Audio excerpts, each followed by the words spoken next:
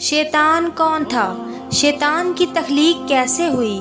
جب اللہ تبارک و تعالیٰ نے اس کائنات کو پیدا فرمایا تو اس سے پہلے کون کون سی مخلوقات کو پیدا فرمایا؟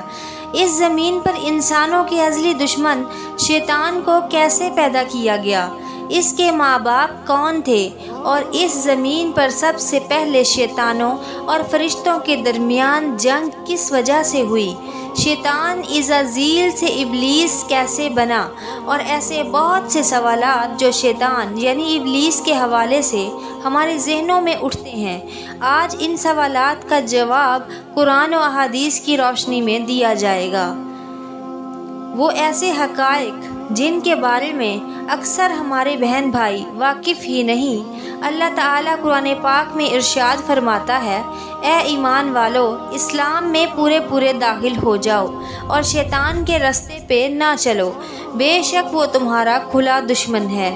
حضرت آدم علیہ السلام کی تخلیق سے پہلے اللہ تعالیٰ نے صرف دو مخلوقات کو پیدا کیا، ایک ناری اور دوسرا نوری۔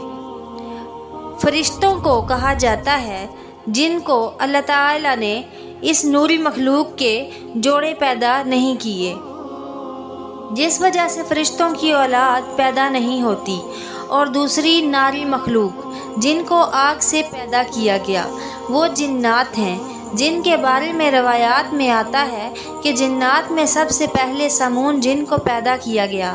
اللہ تعالیٰ نے سمون جن کو پیدا کر کے زمین پر بھیجا اور اس کے لیے ایک جن لڑکی کو بھی پیدا فرمایا۔ اس طرح اس جن نے اس لڑکی سے شادی کر لی، جس سے اس کی نسل خوب بڑھی، اور یہ جنات اتنے زیادہ ہو گئے کہ پوری روح زمین پر پھیل گئے۔ شروع میں یہ جنات فرشتوں کی طرح ہر وقت اللہ تعالیٰ کی عبادت میں مشغول رہا کرتے تھے، اور پھر آہستہ آہستہ ان میں سے کچھ جنات نے اللہ تعالیٰ کے حکم کو ماننے سے انکار کر دیا، جس کی وجہ سے یہ ناری مخلوق اللہ تعالیٰ کی نافرمان مخلوق بن گئی۔ جنات میں سے ایک نامی گرامی جن جس کا نام چلیپا تھا اور اس کی بیوی کا نام تبلیس تھا، یہ دونوں بہت ہی قداور اور بہادر تھے۔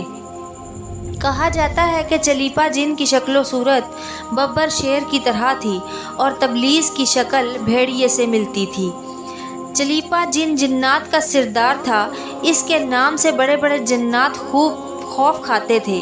چنانچہ چلیپا اور تبلیس کے ملاپ سے ایک بچہ پیدا ہوا جس کا نام انہوں نے عزازیل رکھا۔ یہ بچہ اپنے والدین کی طرح بہادر اور دراز قد تھا۔ روایات میں آتا ہے کہ حضرت آدم علیہ السلام کی تخلیق سے 50,000 سال پہلے یا اس سے بھی زائد کا عرصہ زمین پر جنوں کا عروج تھا۔ اس روئے زمین پر ہر طرف جنات ہی جنات تھے۔ یہ جنات زیادہ تر شریر تھے اور یہ زمین کے اندر فتنہ و فساد پھیلاتے تھے۔ اس طرح جب جنات نے اس زمین پر فساد پھیلانا اور تباہی مچانا شروع کر دی تو اس وقت اللہ تعالیٰ نے فرشتوں کو حکم دیا کہ زمین پر جاؤ اور جنوں سے خوب جنگ کرو۔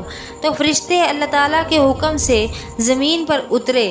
ان فرشتوں نے جنوں کو حکم دیا کہ زمین میں امن و امان کی زندگی بسر کرو، لیکن جنات نے فرشتوں کی بات ماننے سے انکار کر دیا، جس کی وجہ سے جنات اور فرشتوں میں بڑی جنگ ہوئی۔